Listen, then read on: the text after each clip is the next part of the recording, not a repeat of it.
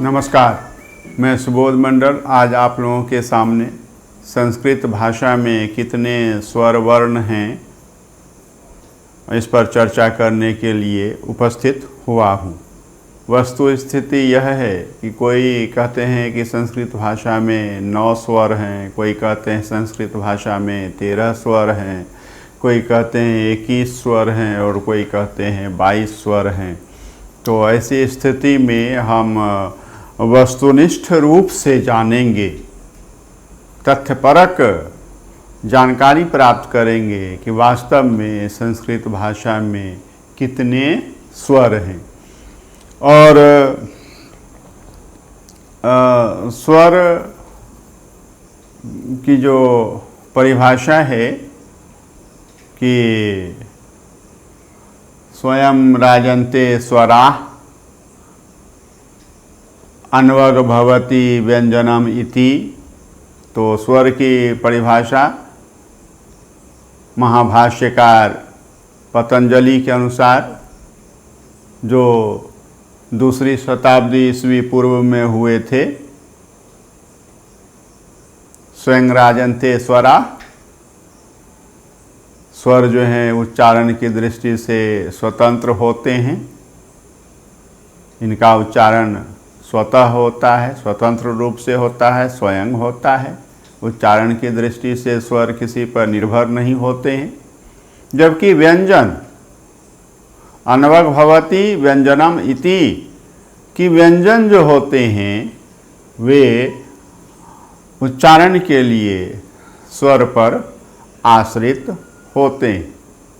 आज यह परिभाषा जो है अमान्य हो चुकी है, क्योंकि कई भाषाओं में एक एक पूरा का पूरा वाक्य है और उसमें एक भी स्वर का प्रयोग नहीं हुआ है। शब्दों में व्यंजन ही व्यंजन है और उनका उच्चारण सुगमता से होता है। हिंदी में ही देखेंगे कि स्वर है तो स्वर में स्व का उच्चारण हो जाता है। उसी तरह से संयुक्त है तो त का उच्चारण होता है संयुक्त, कोई स्वर नहीं है इसमें भी कोई स्वर नहीं है, तो उच्चारण होता है। कुछ लोग यह भी कहते हैं कि स्वर के उच्चारण में प्रश्वास जो है उसके निःसरण में कोई अवरोध उत्पन्न नहीं होता है, कोई बाधा उत्पन्न नहीं होती है। प्रश्वास जो है मुख मार्ग से बिना रुके, बिना किसी रुकावट के वह निकल जाता है। तो जिस ध्वनि के उच्चारण में प्रश्वास जो है बिना किसी बाधा के, बिना किसी रुकावट के, बिना किसी अवरोध के निकल जाता है, उस ध्वनि को स्वर कहते हैं। और ऐसा नहीं है कि प्रश्वास पर स्वर के उच्चारण में दबाव नहीं पड़ता है, दबाव पड़ता है, अवश्य दबाव पड़ता है। और आ का जो उच्चारण होता है, ई और ई के उच्चारण में देखेंगे प्रश्वास पर दबाव पड़ता है। ऊ तो प्रश्वास पर दबाव पड़ता है, दबाव नहीं पड़ता है ऐसा नहीं है, लेकिन दबाव पड़ने के बावजूद जो प्रश्वास है उसके निःसरण में अवरोध नहीं आता है। एक बात स्वर को समझने के लिए। दूसरी बात स्वर को समझने के लिए यह है कि स्वर के उच्चारण में प्रश्वास में न तो संघर्ष होता है, न मुख के जो उच्चारण अवयव हैं उनका आपस में कोई स्पर्श ही होता है। ये 2 बातें, 3 बातें मैंने बताई हैं। प्रश्वास जो है उस पर दबाव पड़ता है जरूर, किंतु उसके निःसरण में कोई रुकावट नहीं पैदा होती है, अवरोध पैदा नहीं होता है, बाधा है, ये बाधा नहीं उत्पन्न होती है, पहली बात। दूसरी बात कि प्रश्वास के निःसरण में घर्षण नहीं होता है। 2, तीसरी बात कि प्रश्वास के निःसरण में या स्वर वर्णों के उच्चारण में मुख के उच्चारण अवयव जो हैं, कोई दो अवयव जो हैं एक दूसरे का स्पर्श नहीं करते हैं। इतना आपने समझ लिया है तो व्यंजन को भी समझने में कोई कठिनाई पेश नहीं आएगी। व्यंजन वे वर्ण होते हैं जिनके उच्चारण में प्रश्वास में बाधा पड़ती है। प्रश्वास जो है वह घर्षण करता है और मुख के उच्चारण अवयव जो हैं वो कहीं न कहीं एक दूसरे का स्पर्श करते हैं। तो जिन वर्णों के उच्चारण में प्रश्वास जो है वह घर्षण करता है अथवा स्पर्श करता है या प्रश्वास में अवरोध उत्पन्न होता है, उन वर्णों को व्यंजन वर्ण कहते हैं। हम यह देखने आए हैं कि संस्कृत में स्वर वर्णों की संख्या कितनी है, स्वर को हमने समझा है और हम देखेंगे क्रम से। तो सबसे पहले देखेंगे कि मूल स्वर वर्ण। मूल स्वर वर्ण, मूल स्वर वर्ण। तो मूल स्वर वर्ण वे स्वर वर्ण होते हैं जिनकी उत्पत्ति में कोई दूसरे वर्ण सहायक नहीं होते। यह ध्यान में रखना है। मूल स्वर वर्ण वे स्वर वर्ण होते हैं जिनके उत्पत्ति में कोई दूसरे स्वर वर्ण सहायक नहीं होते, इन्हें मूल स्वर वर्ण कहते हैं। दूसरी बात यह है कि मूल स्वर वर्ण के उच्चारण में जिह्वा की स्थिति अचल रहती है। जीभ जो है अचल रहती है, जिस अवस्था में रहती है उसी अवस्था में रहती है, उस अवस्था से उसमें कोई विचलन नहीं होता है, डेविएशन नहीं होता है। मूल स्वर वर्ण जो अपनी उत्पत्ति के लिए किसी दूसरे स्वर वर्ण पर आश्रित या आधारित नहीं हो और जिनके उच्चारण में जिह्वा की स्थिति जो है अचल बनी रहती हो, वे मूल स्वर वर्ण कहे जाते हैं, कहलाते हैं।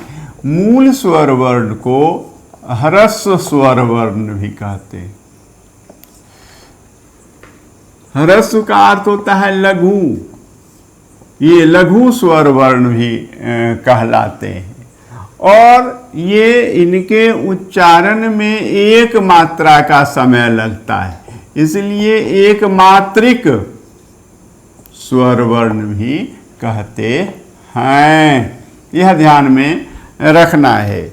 मूल स्वर वर्ण को ह्रस्व स्वर वर्ण भी कहते हैं, लघु स्वर वर्ण भी कहते हैं और एकमात्रिक स्वर वर्ण भी कहते हैं, क्योंकि इनके उच्चारण में एक मात्रा का ही समय लगता है। और लघु, ह्रस्व, एकमात्रिक या मूल स्वर वर्ण की मात्रा का चिन्ह जो है वह हिंदी के पूर्ण विराम जैसा है। इसका मतलब हुआ कि एक मात्रा है। इसका मतलब है कि दोनों वर्ण लघु हैं, मूल हैं, ह्रस्व हैं, एक मात्रिक हैं, तो दो मात्राएं हुई। इसका मतलब हुआ कि 3 मात्राएं हैं, इसका मतलब हुआ कि 5 मात्राएं हैं और सभी स्वर वर्ण ही हैं, वो मूल स्वर वर्ण ही, ह्रस्व या लघु स्वर वर्ण ही हैं। तो इसको समझने की आवश्यकता। देखना है कि ये स्वर वर्ण कितने हैं। जैसे देखना है अ, ई, ऊ, री और लीडी, ये ही 5 जो हैं मूल स्वर वर्ण हैं या ह्रस्व स्वर वर्ण हैं, लघु स्वर वर्ण हैं या एकमात्रिक स्वर वर्ण। आपसे पूछा जाए मूल स्वर वर्ण कौन कौन हैं तो अ, ई, ऊ, री, ली, ये 5 हुए। कोई भी पूछा जाए और इनकी संख्या कितनी है, मूल स्वर वर्णों की संख्या कितनी है तो 5, ह्रस्व स्वर वर्णों की संख्या कितनी है 5, लघु स्वर वर्णों की संख्या कितनी है 5, तो एकमात्रिक स्वर वर्णों की संख्या कितनी है 5। और इनके उच्चारण में कितनी मात्रा का समय लगता है तो 1 मात्रा का समय लगता है। और ये इसका चिन्ह लघु स्वर वर्ण का चिन्ह, लघु वर्ण का चिन्ह यह है। और देखेंगे जैसे कि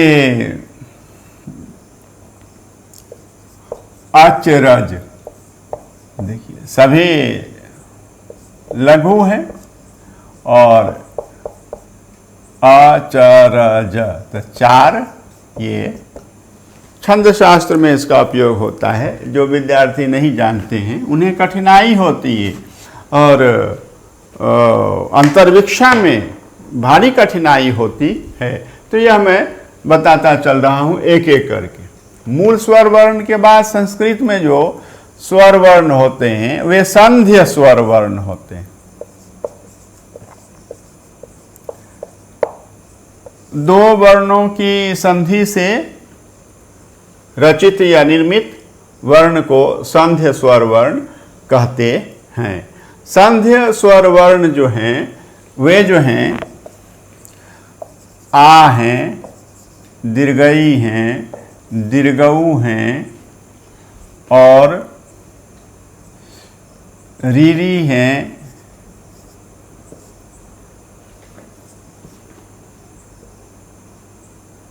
ए हैं, आय हैं, ओ हैं और औ है। यह ध्यान में रखना है। तो संध्य स्वर वर्ण जो 2 वर्णों की संधि से निर्मित होते हैं, तो ये संध्य स्वर वर्ण है। आ, दीर्घई, दीर्घऊ, री, ए, ऐ, ओ, औ। और देखिए इनकी संख्या कितनी है तो इनकी संख्या जो है 8 है। तो संध्य स्वर वर्ण कितने हैं 8 हैं। और कौन कौन है आ, दीर्घ ई, दीर्घ ऊ, दीर्घ ई, दीर्घ ऊ, री, री, ए, आई, ओ, 8 हैं। और इन्हें जो है गुरु स्वर वर्ण भी कहते हैं या द्विमात्रिक स्वर वर्ण भी कहते हैं, क्योंकि इनके उच्चारण में 2 मात्रा का समय लगता है। और गुरु का जो चिन्ह है अंग्रेजी के छोटे एस जैसा है। अंग्रेजी के छोटे एस जैसा जो है वह गुरु का चिन्ह है। इसमें 2 मात्राएं मानी जाती। तो जैसे काल शब्द, इसमें आ है तो 2 मात्रा, ल है, अ है, ह्रस्व में तो 1 मात्रा, तो 3 मात्रा और 3 मात्राएं हुई। और उसी तरह से जैसे काला, तो ये का में 2 मात्रा और ला में 2 मात्रा, तो 4 मात्रा। काला में 4 मात्राएं हैं, दोनों गुरु हैं। और काल में 3 मात्राएं हैं, एक गुरु है, एक लघु है। गुरु गुरु, गुरु लघु। और लकार लघु, लघु ये गुरु, तो 1 2 3 1 4 मात्राएं। इस तरह से समझ लें तो आगे कभी कोई कठिनाई नहीं होगी। संध्य स्वरों की संख्या कितनी है तो 8 है। वे कौन कौन हैं तो ये बता दिया। सांध्य स्वर वर्ण में दो प्रकार के हैं, एक दीर्घ स्वर वर्ण है,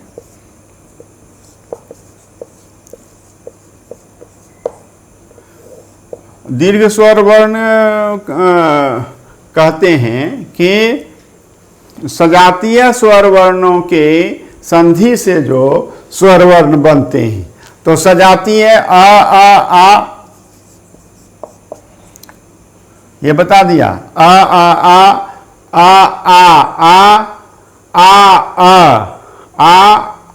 जोड़ आ। तो उसी तरह से दीर्घई में भी समझेंगे, दीर्घऊ में भी समझेंगे और रीरी में भी समझेंगे। तो दीर्घ स्वर वर्णों की संख्या जो है यह 4 है, और ये गुरु हैं, द्विमात्रिक हैं, 2 मात्राओं का समय लगता है उच्चारण में। और फिर संयुक्त स्वर, संध्य स्वर में संयुक्त स्वर, स्वर वर्ण, संयुक्त स्वर वर्ण जो विजातीय स्वर वर्णों के मेल से बनते हैं, तो उसमें जो है ए है, आय है, ओ है और औ। तो ए जो है आ और ई के, आ और ई विजातीय हैं। आय जो है वह जो है आ और ए के मेल से, ओ जो है आ और ऊ के मेल से, और औ जो है आ और ओ के मेल से बने हैं। तो ये जो हैं विजातीय हैं, तो आई भी जाती है, आए भी जाती है, ओ भी जाती है। तो इस तरह से ये, तो संयुक्त स्वर वर्णों की संख्या कितनी है? तो 4 है। तो एक मात्रिक, जिस स्वर वर्ण के या वर्ण के उच्चारण में एक मात्रा का समय लगे, द्विमात्रिक जिनके उच्चारण में 2 मात्रा का समय लगे, और उसके बाद जो होते हैं, ध्यान में रखिए, पुलुत वर्ण होते।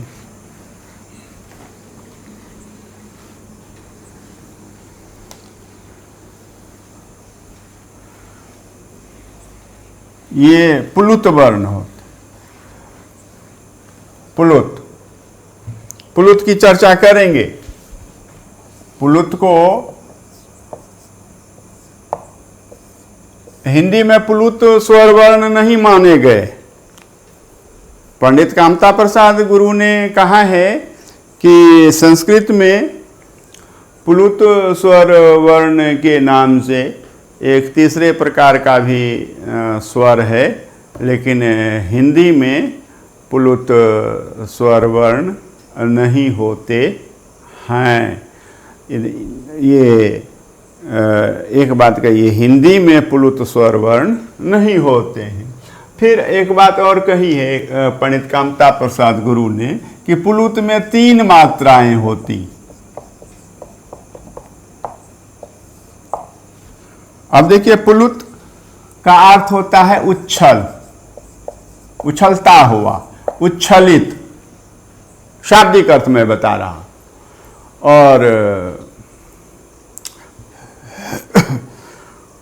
और देखिए कि पुलुत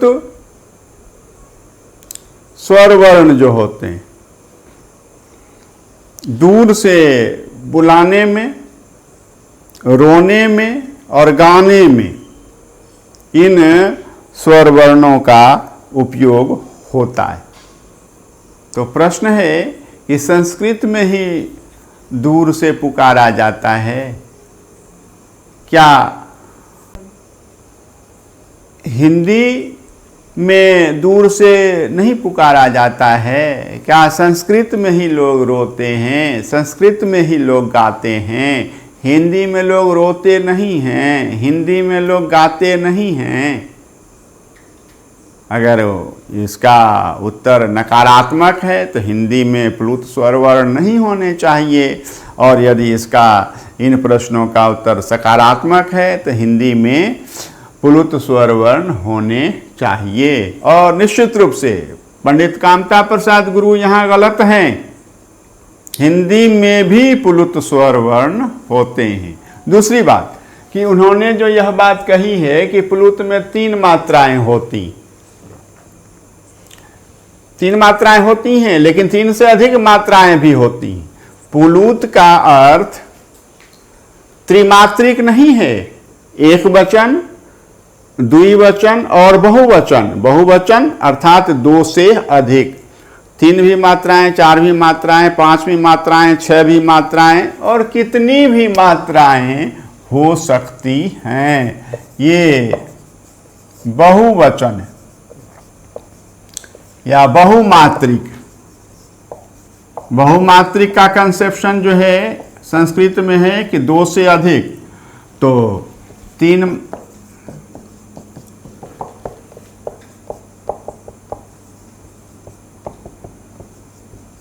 तो इस तरह से मात्राएं हो सकती। लोग जो हैं देखिए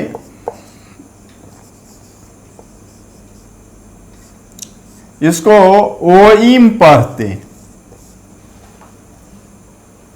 ह्रस्वई ओइम पढ़ते। ये इसीलिए ओइम पढ़ते हैं कि उन्हें पता नहीं है कि यह जो ओ है इसमें 3 मात्राएं हैं। यह हिंदी का 3 है। रोमन स्क्रिप्ट में 3 ऐसे लिखेंगे तो यह हिंदी का 3 है। तो ओ जो है इसमें 3 मात्राएं हैं, इसीलिए यहाँ 3 दिया गया है। ओ तो आप 3 मात्रा से आगे बढ़ा करके भी बोल सकते हैं। तो यह है, तो अब ओम ही पढ़ेंगे और शुद्ध शुद्ध रूप से पढ़ना हो तो ओ में कम से कम 3 मात्रा लगा करके तब पढ़ेंगे। तो यह ओम है, ये सिंबल है पुलुत का 3 मात्रा का यहाँ। लेकिन बताया पुलुत में 3 मात्राएं ही नहीं होती। पंडित ओंकारनाथ ठाकुर के आलाप में 20-20, 30-30 मात्राएं भी हुआ करती हैं। और अभी जो अनूप जलोटा है उनके गायन को जिन्होंने सुना है तो तब तक पानी पानी अपानी बोलते रहते हैं जब तक दर्शक जो है वो ताली नहीं बजा देते। तो ये पुलुत जो है पंडित अनूप जलोटा के आलाप में भी पुलुत स्वर वर्ण होते हैं। तो ये पुलुत स्वर वर्ण यहाँ ध्यान में रखना है कि संस्कृत में पुलुत स्वर वर्ण कितने, तो आप देखिए कि आ, ई, उ और री, ये 4 लिरी को छोड़ करके 4 जो है मूल स्वर वर्ण और ए, आई, ओ, औ, ये 4 संयुक्त स्वर वर्ण, ये कुल 8 जो हैं ये पुलुत माने गए हैं संस्कृत में और स्वतंत्र स्वर वर्ण माने गए। ध्यान में रखना है। आ, ई, उ, री, लिरी को छोड़ करके 4 मूल स्वर वर्ण और ए, ऐ, ओ, औ, ये 4 संयुक्त स्वर वर्ण। ये 8 जो हैं पुलुत माने गए हैं और स्वतंत्र स्वर वर्ण माने गए हैं। तो हमने देखा है कि मूल स्वर वर्णों की संख्या कितनी, 5, और संध्य स्वर वर्णों की संख्या कितनी, तो 8। कितने हो गए कुल, 13। और ये पुलुत स्वर वर्णों की संख्या कितनी, तो 8, तो कुल कितने हो गए स्वर वर्ण? 21। और किसी किसी वैयाकरण के मत से लिरि भी प्लुत है। किसी किसी वैयाकरण के मत से, व्याकरण वेत्ता के मत से लिरि भी प्लुत है। तो कितने हो गए लिरि को लगा करके? 21 1 22। और संस्कृत का जो व्याकरण है मुग्ध बोध, उसके रचनाकार बोपदेव ने दीर्घ लिरि को भी स्वीकार किया है। वो लिरि हम जानते हैं, यह है मूल स्वर वर्ण है, और लेकिन ये दीर्घ लिरि इसको भी स्वीकार किया है मुग्ध बोध व्याकरण, संस्कृत व्याकरण के रचनाकार बोपदेव ने ये दीर्घ लिरि को भी स्वीकार किया है। ये नहीं कि रिरी ही दीर्घ नहीं होती है, लिरि भी दीर्घ होती है। और क्या है कि इसको भी उन्होंने पुलुत माना है। तो अब देखिए कि कितने हो गए? 23। तो संस्कृत में स्वर वर्णों की संख्या, मूल स्वर वर्ण 5, संध्य स्वर वर्ण 8, जिसमें दीर्घ स्वर वर्ण 4 और संयुक्त स्वर वर्ण 4, ए ऐ ओ, दीर्घ स्वर वर्ण आ ई उ री। तो ये इस तरह से 8 13 ये 8 प्लुत स्वर वर्ण स्वतंत्र माने गए हैं, प्लुत माने गए हैं। दूर से पुकारने में, गाने में, रोने में इनका उपयोग होता है। तो ये 13 8 21। और क्या हुआ है कि कोई कोई वैयाकरण लिरि को भी प्लुत मानते हैं, तो एक जोड़ देंगे 22। और बोपदेव ने लिरि यानी लिरि के दीर्घ रूप को भी माना है, स्वीकार किया है, और इसको प्लुत माना है। तो 22 1 23। तो इस तरह से जो है मूल 5, संध्य 8 और प्लुत जो है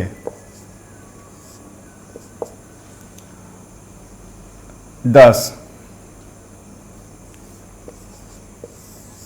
प्लुत 10 वर्ण हैं। देखिए 8 यहाँ बताए, एक लिरि बताई मैंने और लिरि, तो इस तरह से कुल 10। प्लुत स्वर वर्णों की संख्या कितनी है? 10 है। तो 13 10, 5 8 13 और 13 10 23। तो इस तरह से आप समझेंगे। और मुझे लगता है कि अब किसी भी परीक्षा में आप गलत उत्तर नहीं देंगे। और अगर आप उत्तर सुबोध मंडल लाइव क्लासेज में बताए गए तथ्यों के आधार पर देते हैं, और कोई भी बड़ा से बड़ा वो परीक्षक हो या साक्षात्कारकर्ता हो, अगर कहे कि ये गलत है, तो सुबोध मंडल लाइव क्लासेज का प्रमाण देना है और तथ्य को उपस्थित करना है और बताना है कि यह सही है और आप सही नहीं हैं, अथवा आपका उत्तर सही नहीं है। बहुत बहुत धन्यवाद।